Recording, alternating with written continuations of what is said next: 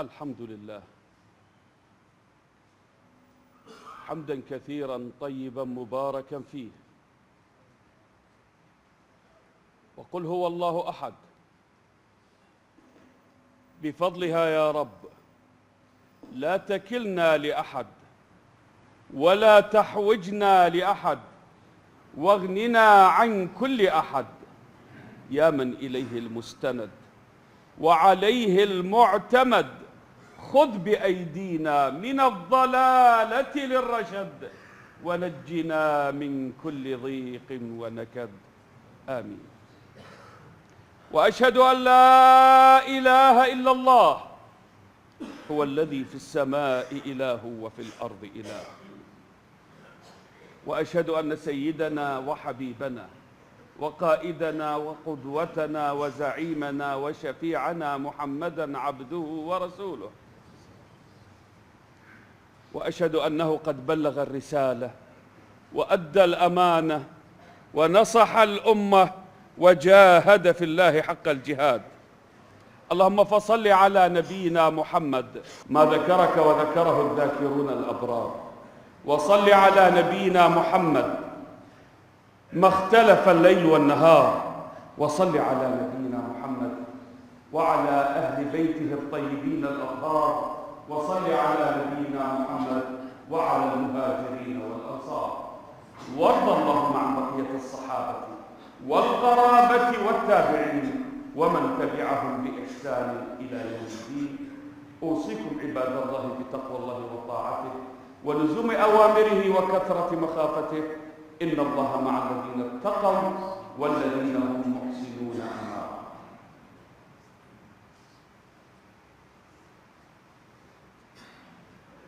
حدث الاحتلال عام 2003 مثل نهاية مرحلة وبداية لمرحلة جديدة. حطم هذا الاحتلال القوة العراقية المادية والمعنوية، مما جعل أبواب ونوافذ البلد مفتحة في كل الاتجاهات، فدخلت لنا أمور وفيروسات وجراثيم بأمراض وأوبئة ومعاناة لم نكن نعرف منها شيئا قبل هذا الحدث. من أهم ما دخلنا بعد 2003 صورة الفساد المالي والإداري التي لم نكن نعرفها سابقا، والتي بلغت حداً جعلت العراق في ذيل قائمة النزاهة لدول العالم أجمع.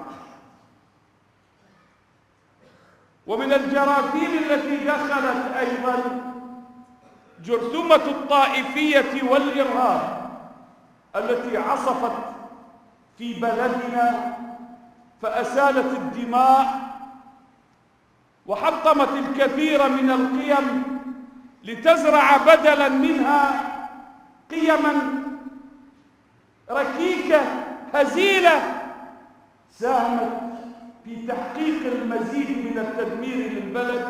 وكلنا يذكر تصريح تلك البرلمانية التي كانت تفهم التوازن في العملية السياسية هو أنه إذا قتل من الطائفة الفلانية عدد كذا يجب أن يقتل أمامهم من الطائفة الأخرى العدد نفسه. هكذا سيطرت ثقافة القتل والدم والإرهاب المضاد على العراق ما بعد 2003 وإلى يومنا هذا. كيف سنخرج من هذه المحنة؟ ما هو السبيل؟ الكل تائه ولا يعمل غير الطريق.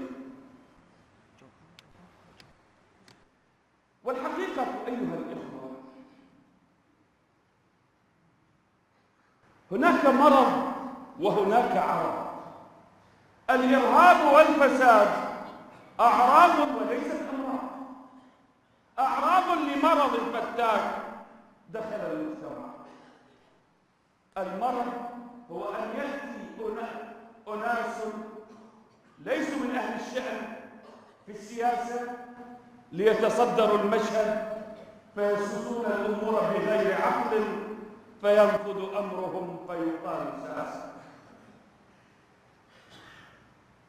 والعرب هو هذا الفساد لأنهم ليسوا من أصحاب الصنعة ولا من أصحاب الشأن. والمرض في الإرهاب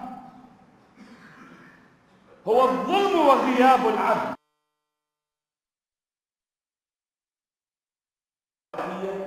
والتطرف والإرهاب والغلو وقل ما شئت من كلمات ومصطلحات.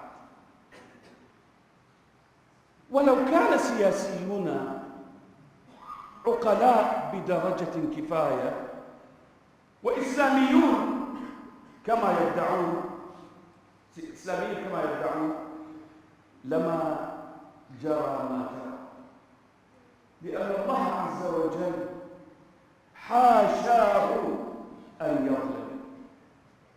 والهلاك والدمار الذي يعيش في بلدنا حاشا لله أن يصنع فينا بلا ظلم منا. الله عز وجل يقول: وما كان ربك ليهلك القرى بظلم وأهلها مصلحون. لم يقل صالحون لأن فينا الصالح إن شاء الله، لكن قال مصلحون لغياب عملية الإصلاح تقريبا تماما في صفوف المكونات العراقية السنية والشيعية والعربية والكردية وكل المكونات. الكل يعمل لتياره ولحزبه ولجماعته ولكتلته وليذهب البلد إلى الجحيم. هذا هو سبب الهلاك، هذا الظلم الذي يمارس على الجميع بهذه الطريقة. وإلا الله عز وجل لا يمكن أن يهلك القرى ظلما وأهلها مصلحون، لا يمكن أن يكون ذلك. بل في التاريخ وفي واقعنا المعاصر شواهد كثيرة على أن سبب هلاك الأمم هو الظلم وليس التدين أو عدم التدين الظاهري. البعض يمارس أنواعا من التدين الظاهري يدعي، هو يدعي أن هذا هو الدين. لا، الدين هو العدل، وعندما يغيب العدل فهذا يعني أنه لا يوجد تدين حقيقي. لذلك امتدح النبي صلى الله عليه وسلم دولة النجاشي في الحبشة ودعا أصحابه في مكة رضي الله عنهم للهجرة إليه، ليس لأنه مسلما، لا، ولا لقوة تدينه، لا، ولكن لعدالته. قال: اذهبوا إلى الحبشة فإن فيها ملك، ما هي أصابه، لا يظلم أحد عنده. وفعلا عندما حاولت قريش أن توصل أخبار كاذبة للكيد بهؤلاء المهاجرين لم يفتح لهم هذا الملك الذي لا يظلم أحد عنده مجال.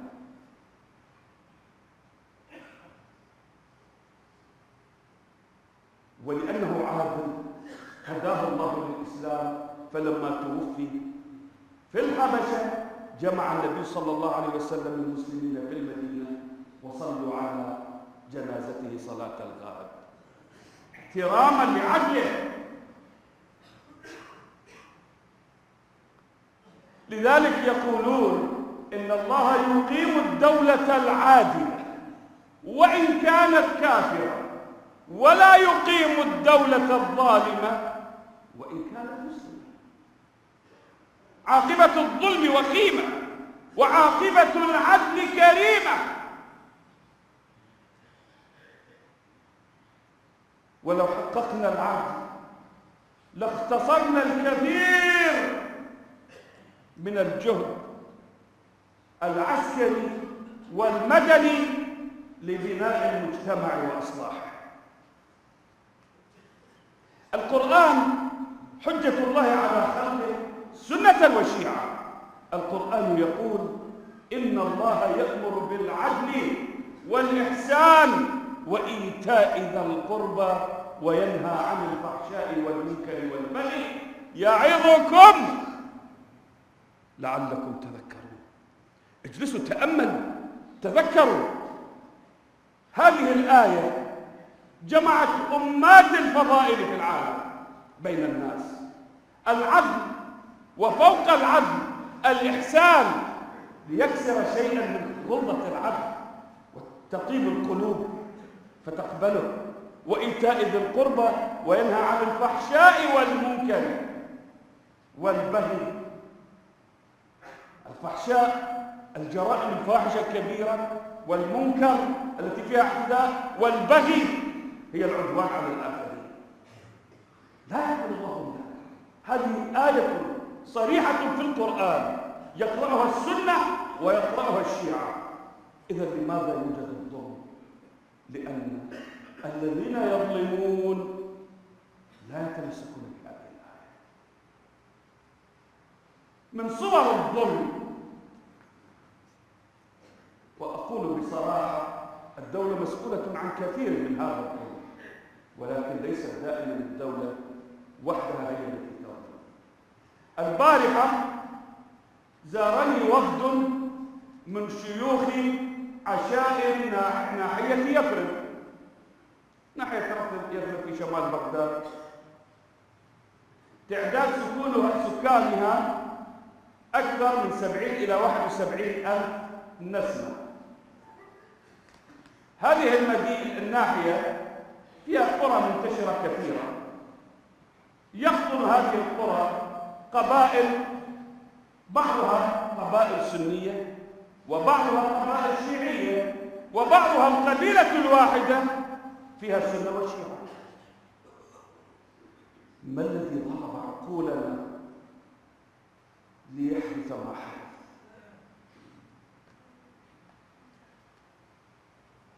في هذه المنطقة عشيرة البحشمة وهي من تميم، وعشيرة البحاتم وهي من تميم أيضا، الأولى سنية والأخرى شيعية.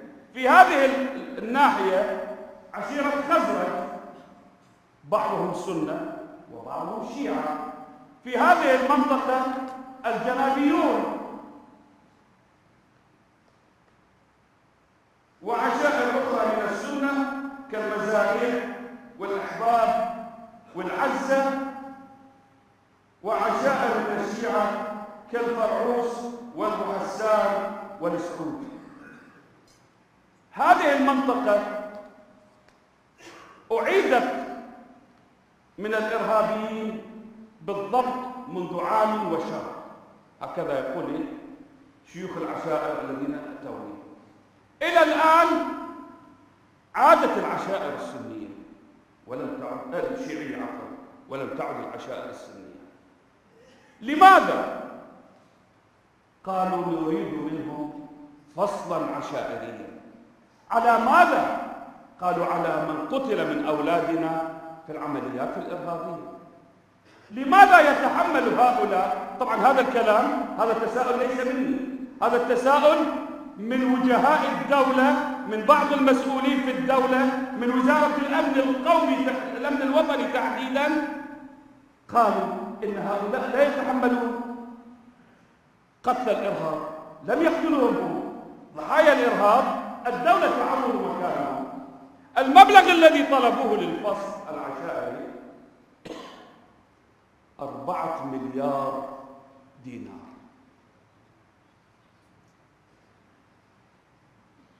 اعترض ممثل الأمن الوطني وقال لا يمكن هذا. إذا كيف؟ قال من لحقه ضرر الدولة ستعوضه. وفعلا حددت الدولة مبلغ 4 مليارات دينار لتعويض الدمار الذي حدث في المنطقة، ودفعت من هذا المبلغ إلى الآن 3 مليارات، والمليار الرابعة ستأتي، ولكن إلى الآن لم يعد أهالي هذه المنطقة. هذا هو العدل. أبناء العمومة يفعلون بأبناء عمومتهم هذا الفعل، هل هذا من العدل؟ أيها يوصل هؤلاء.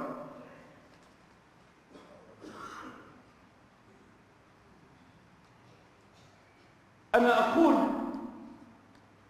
لهؤلاء أبناء العمومة: لا تنسوا عقوبة الله، لا تنسوا عقاب الله في الدنيا ويوم القيامة. بالمناسبة عقيدتنا الإسلامية تقول على الذنوب من عذب في الدنيا لم يجمع الله عز وجل عليه عقوبتين، لن يعاقبه يوم القيامة. عقوبة الدنيا تمثل كفارة له، لكن هنا في قضية البغي وقطيعة الأرحام يقول النبي صلى الله عليه وسلم: ما من ذنب أحرى أن يعجل الله لصاحبه العقوبة في الدنيا فوق ما يدخر له من العقوبة يوم القيامة من البغي وقطيعة الرحم. فأقول لهذه العشائر: هذا هو البغي على أخوانكم وأبناء عمومتكم، وهذه هي الأرحام التي تقطعوها هي التي ستتحول إلى ويل وتبور إن لم تستدركوا وتتوبوا. الدولة إلى حد ما أدت جزءا من موقفها، ولكن مطلوب منها أن تمارس بقية دورها في سبيل إحقاق الحق وتصحيح الصورة وإعادة هؤلاء المظلومين الذين بغي عليهم إلى أهلهم. والكلام لا يخص فقط ناحية يثرب، بل الكلام نفسه يقال عن ديالى والمهجرين من ديالى، والكلام نفسه يقال عن المهجرين من جنوب بغداد وشمال بابل، ويقال أيضا عن المساجد والدور التي تفجر في بيجي. هذا ليس من العدل، هذا بغي، وعقوبة البغي دنيوية وأخروية، لن تنجوا من واحدة منها.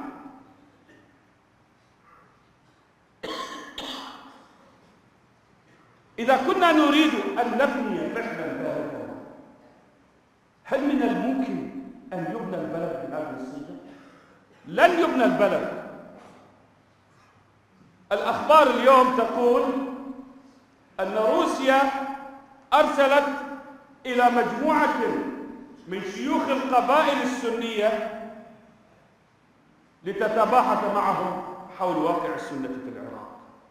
وقبل هذا ومع هذا وربما بعد هذا أيضا أمريكا قد أرسلت أيضا إلى مجموعة من شيوخ القبائل السنية لتسير بهم اتجاه آخر. أقول هذه القبائل التي تعاني من ظلم ذوي القربى لو ذهبت إلى الشرق أو الغرب أو إلى أي ناحية إن لم نحقق لها العدل ولم نصبها، هل هي ملامة؟ لماذا نلجئ الناس إلى هذه الخيارات؟ إذا كان البعض يفكر في التغيير الديموغرافي فليتأمل واقع فلسطين وصراع الفلسطينيين مع العدو الصهيوني. مضى قرابة 60 عاما من الاحتلال، وفتشت كل بيوت الفلسطينيين في كل زواياها، فلم يبق سلاح في بيوت هؤلاء الفلسطينيين، ولكنهم ما زالوا يرفضون الاحتلال الصهيوني ويتعاملون مع هؤلاء كمحتلين. وقفوا في وجوههم حتى عندما منعوا من السلاح وقفوا بأظافرهم يقاومون ولم يروا. هذا درس لنا. الظلم لا يأتي بنتيجة إيجابية أبدا، والظالم سيذهب بظلمه، يعاقب هنا في الدنيا ويعاقب يوم القيامة. فعلينا أن نستدرك ونراجع. لن يحدث تسجيل ولن يحدث تغيير ديموغرافي، ولن يستطيع أحد من المكونين أن يبيد المكون الآخر.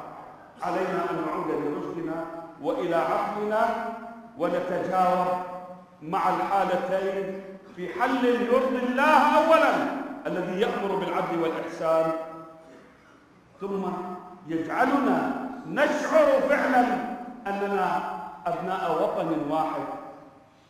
وطن واحد نعيش سوية في هذا الوطن، نبنيه سوية بعد الدمار الذي لحق به. أما الآن الكثير منا بسبب هذا الظلم لا يشعر بالانتماء لهذا الوطن، لا يريد هذه الشراكة. فلنصحح ما في داخلنا، في أنفسنا وفي بيئتنا، لأن الشرق والغرب ودول الجوار والإقليم بكل اتجاهاتها لا تريد سواد عيوننا، ولا تفكر بمصلحة السنة لأجل السنة، ولا بمصلحة الشيعة لأجل الشيعة. بالأمس أمريكا هي التي تبنت مظلومية الشيعة، واليوم هي التي تتبنى مظلومية السنة. فلا نفسح المجال. علينا بسياسات رشيدة. الحكومة مطالبة والطائفتان مطالبتان بهذه السياسات الرشيدة التي تجعل مشاعرنا قريبة من البعض، وإلا فالآتي لا تحمد عقباه. أقول قولي هذا وأستغفر الله لي ولكم ولسائر المسلمين.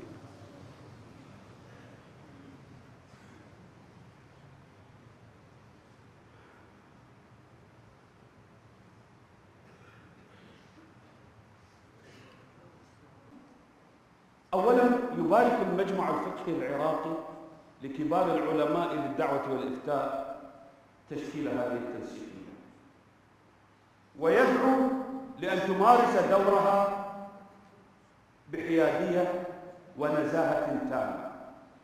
وقد سبق للمجمع قبل هذه التنسيقية أن دعا هذه الكتل أو أكثرها لأن يكون لها جهد كنوع من هذا الجهد، وهو لا يتقاطع مع الكتل الأخرى بل ربما يتكامل. لذلك ندعو هذه الكتل لأن تنظر إلى واقعنا وتحمل همنا وقضيتنا، وعلى رأس همومنا هم النازحين والمهجرين، ولا تنظر إلى مكاسب شخصية، لأنه مهما عظمت المكاسب الشخصية لا تساوي شيئا أمام قضيتنا الكبرى اليوم. هذا من ناحية. من ناحية الثانية أنا أدعو بقية الكتل والدولة بكل المكونات لأن تتعامل مع مثل هذه الأحداث بأريحية عالية. في العام الماضي في أيلول 2014 على ما أعتقد حدثت ضجة في بريطانيا. بريطانيا مكونة من اتحاد مملكة متحدة من 4 ولايات، واحدة منها اسكتلندا. طرح في اسكتلندا موضوع استقلال اسكتلندا عن بريطانيا، وقامت مظاهرات وكتل وتحزبات تؤيد هذا الاستقلال وقدمت مطالب. فلم تذهب بريطانيا إلى استخدام قوتها العظمى ضد اسكتلندا، ولم تلوح لا بحرب ولا بنار ولا بدمار، بل قدمت عروضا اقتصادية وإدارية لتغري اسكتلندا في أن لا تخرج. وفعلا عندما أقيم الاستفتاء العام في اسكتلندا جاءت النتيجة أن 55% يؤيدون البقاء مع بريطانيا و45% تقريبا لا يؤيدون البقاء، فحسم الأمر لصالح البقاء مع بريطانيا بسياسات بأريحية كما ذكرنا وليس بتشنجات.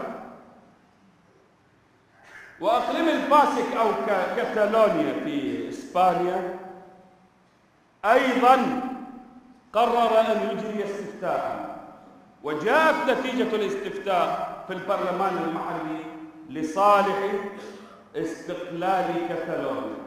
وقررت الحكومة المحلية في هذا الإقليم، وهو صاحب لغة وقومية مستقلة عن القومية الإسبانية، قرر البرلمان الإقليم أن يستقل، وحدد تاريخاً للاستقلال وهو بداية عام 2017. اعترضت الحكومة الإسبانية على هذا القرار قانونياً، ورفعت دعوى في المحكمة الاتحادية كما يسمونها ضد برلمان إقليم كاتالونيا لتقرر المحكمة هل يستقل الإقليم أم لا يستقل، وبهذه الطريقة يحلون مشاكلهم. أما نحن فللأسف الشديد إلى الآن لا نجيد هذا النوع من الحلول.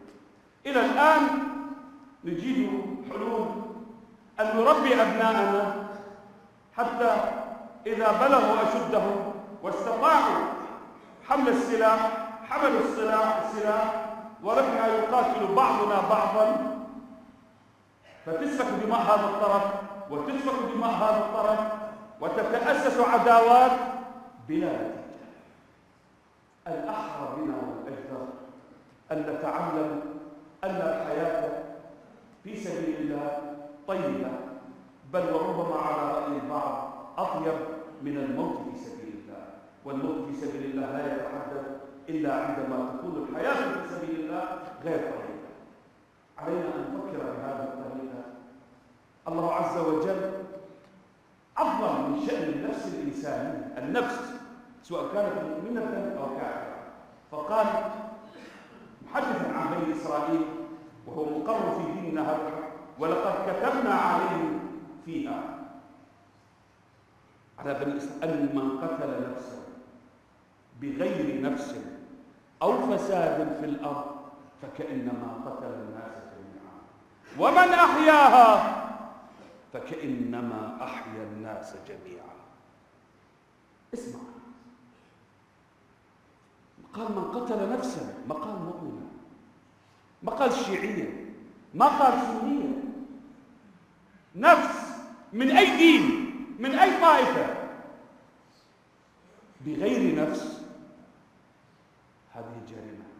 أو فساد في الأرض، فساد مالي إداري أخلاقي غير الفساد، فكأنما هذه الجريمة النفس الواحدة والبشرية جمعاء الذنب واحد، فكأنما قتل الناس جميعا. كم من النفوس أزهقت في معاركنا المحلية والجانبية، كل نفس أزكى وأطهر من الأسباب التي قاتلوا من أجلها. لما لا نبني هذه المعاني؟ هذا القرآن يتكلم هكذا. القرآن ليس سنيا ولا شيعيا. ومن أحياها بالعفو، لما لا نغلب خلق العفو بيننا؟ فكأنما تحيي نفسا واحدة فكأنما أحيا الناس جميعا. الأكثرية في البرلمان العراقي لا تحمل هذا النفس، لذلك لم يشرع قانون العفو منذ أكثر من عامين. لما لا تريدون هذا الأمر؟ لما لا تتعاملوا مع هذه القضية بمنظور هذه الآية وكلكم تدعون أنكم إسلاميون؟ ومن أحياها نفس واحدة فكأنما أحيا الناس جميعا. كم مليار من البشر الآن الذي يقف في طريق العفو وتشريع قانون العفو عليه من الوزر بقدر مليارات البشر الآن، ليس المليارات المؤمنة فقط، بل مليارات البشرية بكل أجيالها، والذي يسعى جادا لتشريع هذا القانون. وأسأل الله عز وجل أن ييسره فيعفى عن الأبرياء، والأبرياء لا يستحقون العفو، إنما يستحقون التعويض. فكأنما أحيا الناس جميعا. جاء الحمزة بن عبد المطلب إلى النبي صلى الله عليه وسلم بعد الهجرة وقبل استشهاده، يعني قبل بدر. قال: يا رسول الله، أعطني، اجعلني على شيء أعيش به، أعطيني فرصة عمل، أعطيني فرصة عمل، اجعلني على شيء أعيش به. قال: يا حمزة، من تحبها؟ من أحب إليك، أن تقتل نفسك أم أن تحييها؟ قال: بل أحييها. قال: عليك بنفسك، أحيي نفسك وخلي اهتماماتك تدار من أجل أن لا تقتل نفس، بل من أجل أن تحيي النفوس. هذا هو منهج الإسلام، منهج القرآن، منهج السنة، منهج من يريد بناء بلد، منهج العدل والحق والإنسانية، وما سواه من مناهج ستجرنا إلى المزيد من الفساد، إلى المزيد من الظلم، إلى المزيد من الدماء، إلى المزيد من الدمار. العالم ينعم بنعمتنا ونحن محرومون منها لأننا لا نعرف كيف نستثمرها. أسأل الله سبحانه وتعالى أن يوفقنا لما يحبه ويرضاه. ربنا آتنا في الدنيا حسنة وفي الآخرة حسنة وقنا عذاب النار. ربنا اصرف عنا عذاب جهنم إن عذابها كان غراما إنها ساءت مستقرا ومقاما. اللهم إنا نسألك إيمانا لا يرتد، اللهم إنا نسألك إيمانا لا يرتد ونعيما لا يرتد وقرة عين الأبد وصحبة نبيك محمد صلى الله تعالى عليه وسلم في جنة الخلد.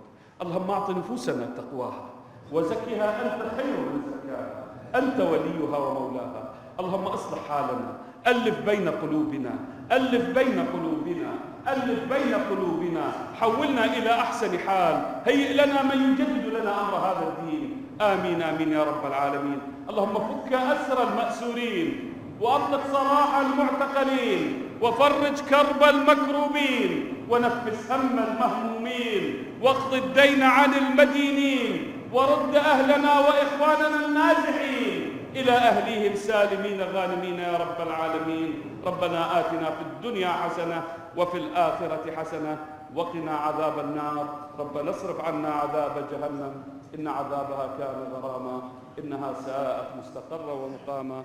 وصل اللهم على نبينا محمد وعلى آله وصحبه وسلم.